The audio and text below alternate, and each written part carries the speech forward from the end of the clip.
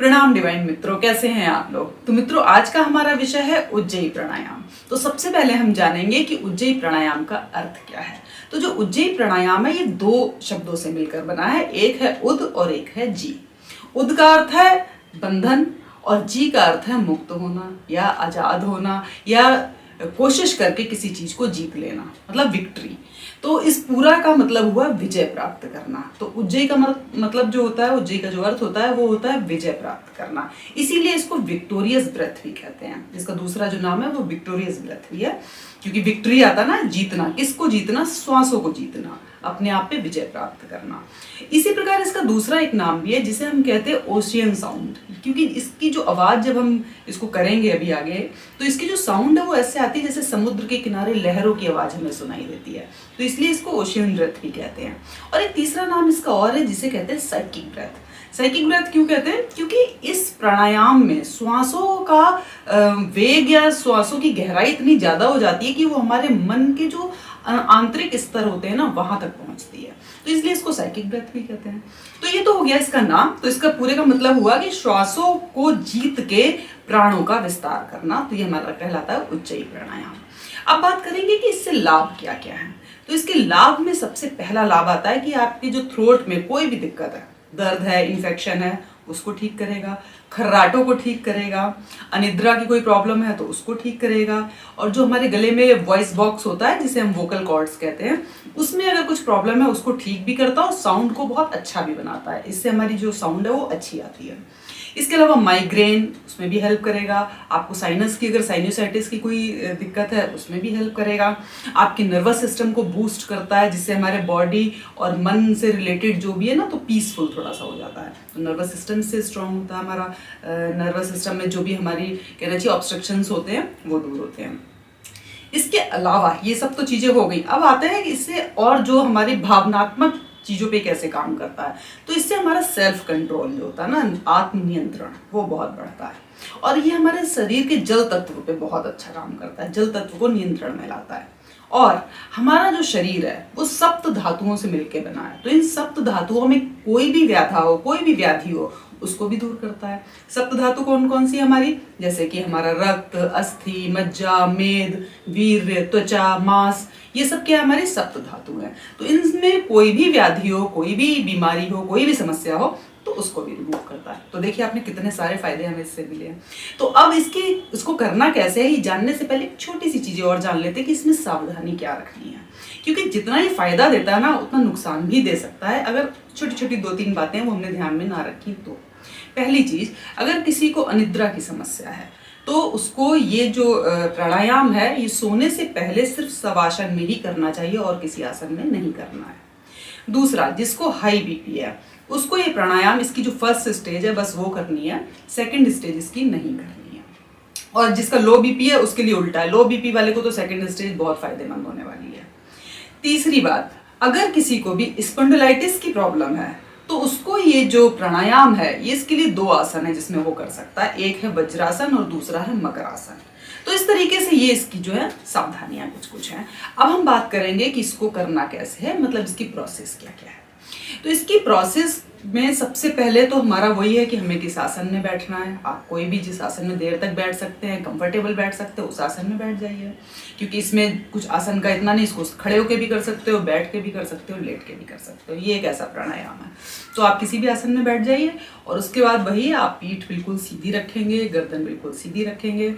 इसमें जो सबसे मेन बात आपको ध्यान रखनी, जिसकी वजह से आपका ये प्राणायाम बहुत गहरा होएगा और बहुत अच्छा होगा, उसमें क्या 2 बातें आपको मेन जो ध्यान रखनी है। अगर आप इसको आध्यात्मिक रूप से भी गहरा करना चाहते हैं तो आप अपनी आंखों को बंद करके कूटस्थ पे केंद्रित कीजिए, पहली चीज। दूसरी चीज, आपकी जो जीभ है ना वो आपके तालू में टच होनी चाहिए। मतलब इसको कैसे समझाया जाए, मान लीजिए ये आपका तालू है और ये आपकी जीभ है, तो जीभ सीधे ना होने के बजाय इस तरीके से आनी चाहिए। मतलब तालू से जो जीभ का अपर है वो तालू के लोअर से बिल्कुल टच होना चाहिए, इस तरीके से होना चाहिए।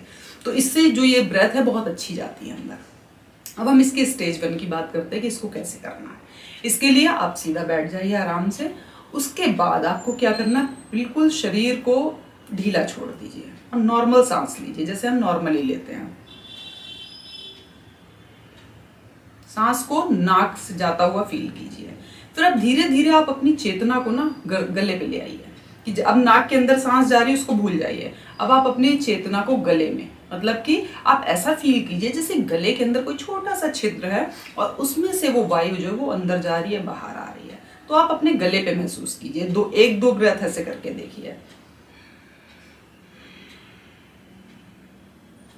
तो जब आपकी चेतना गले पे आएगी उसके बाद आपको क्या करना है, गले को ना थोड़ा सा टाइट करेंगे, संकुचित करेंगे। और अगर आप इस प्रोसेस को ठीक से कर रहे होंगे तो आप देखेंगे कि गले के साथ साथ आपका पेट भी है ना थोड़ा सा संकुचित होगा, अंदर ही अंदर, बहुत हल्का सा, पता भी नहीं चलता, बहुत हल्का सा होता है। तो इससे पता चलेगा कि हमने गले को ठीक से टाइट किया है। वो ऑटोमेटिकली पेट में थोड़ी टाइटनेस हल्की सी अंदर से आती है।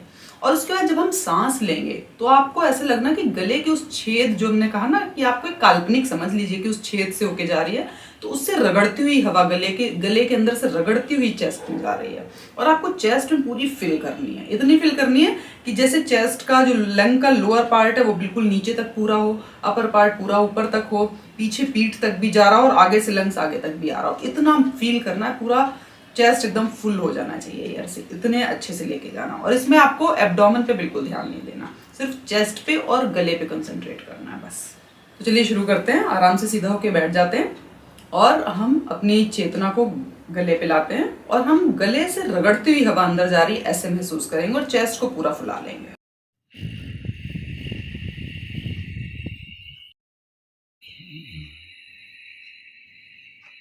तो जब आप सांस बाहर निकालेंगे तो साउंड कैसी आनी चाहिए, जैसे हम हा बोल रहे हैं और हा बोलते बोलते आप एकदम ना ओंठ बंद कीजिए,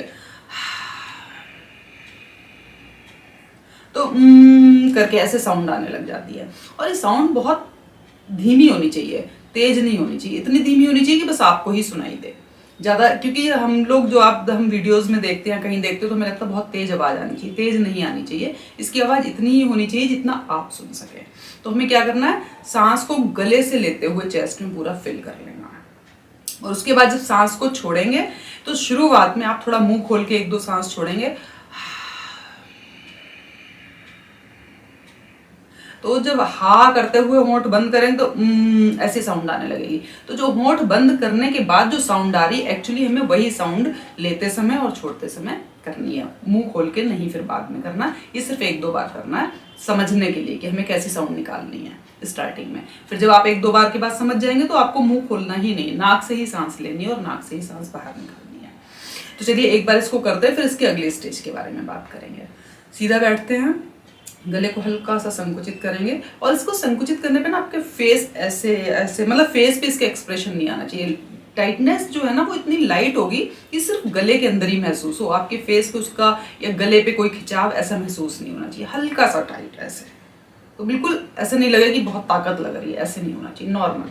ठीक है, तो चलिए शुरू करते हैं।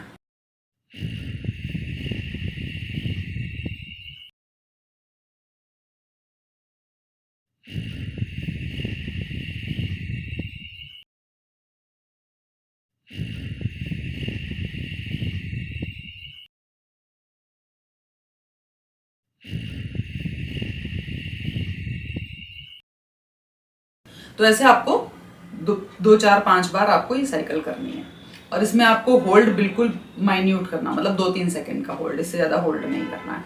सांस लेनी है, होल्ड 1-2 सेकंड का होल्ड करना और फिर सांस को छोड़ देना नॉर्मल।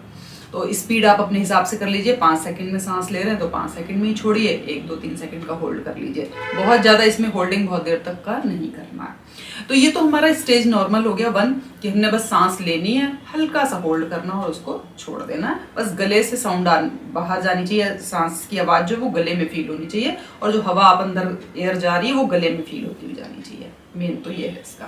अब इसके जब हम दूसरे स्टेज पे आते हैं तो यहाँ पे आपको क्या ध्यान रखना है, यहाँ थोड़ा सा कॉम्प्लेक्स हो जाता है। क्यों कॉम्प्लेक्स होता है, क्योंकि यहाँ पे जब हम सांस, प्रोसेस पूरा सेम रहेगा, लेकिन जब हम सांस लेंगे तो इसके साथ हम बंद भी लगाएंगे, जालंधर बंद और मूल बंद दोनों लगाएंगे। तो हमें क्या करना, सिंपली वैसे ही सांस को अंदर लेना है। सांस लेने के बाद पहले जालंधर बंद, फिर मूल बंद, 2-3 सेकंड का होल्ड रखना है। 2-3 सेकंड का होल्ड रखने के बाद पहले मूल बंद खोलेंगे, फिर जालंधर बंद खोलेंगे और फिर सांस को बाहर निकालेंगे। ये हो गया। इसी में ही अगर आप देखिए प्राणायाम, अगर आप सिर्फ प्राणायाम के लिए ही प्राणायाम कर रहे हैं, मतलब कि अगर आपका मोटिव है कि बस हमें प्राणायाम करना और उसके बाद हमें जस्ट अपने काम में लग जाना है, तब तो आप सिर्फ इसकी स्टेज 2 को बंद के साथ कीजिए बस।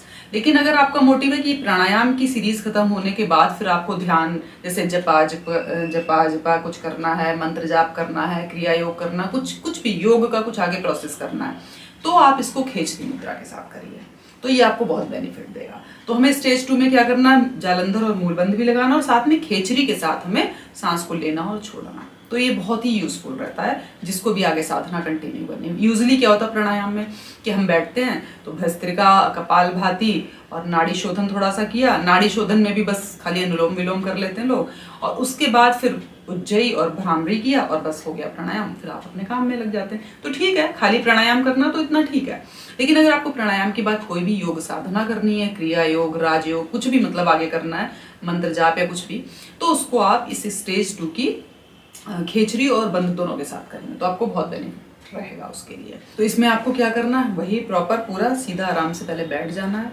बैठने के बाद पहले खेचरी मुद्रा लगानी है। खेचरी जानते हैं आप, टंग को पूरा ऊपर पलट के ऊपर तालू में पीछे की तरफ ले जाते हैं। खेचरी के बाद सांस को अंदर लेना है, सांस को अंदर लेने के बाद जालंधर बंद लगाना है और मूल बंद लगाना है, 2-3 सेकंड का होल्ड रखना है। उसके बाद पहले मूल बंद खोलेंगे, फिर जालंधर बंद खोलेंगे और फिर सांस को बाहर निकाल देंगे। खेचरी मुद्रा लगी रहेगी आपकी। उसके बाद 2-3 साइकिल के बाद जब ऐसे लगे कि जीभ थक रही है, नहीं हो पा रहा, तो आप छोड़ दीजिए, खेचरी मुद्रा को छोड़ दीजिए। 1-2 बार आप बिना खेचरी मुद्रा के कर लीजिए, उसके बाद फिर खेचरी मुद्रा लगा लीजिए और उसके बाद फिर आपको यही सारी सीरीज करनी है। तो एक बार एक साइकिल करके देख लेते हैं इसका। सीधे बैठते हैं आराम से, उसके बाद हम खेचरी मुद्रा लगाएंगे। टंग को रोल बिल्कुल पलट के ऊपर जितना पीछे जा सकता है उतना कर लीजिए आप।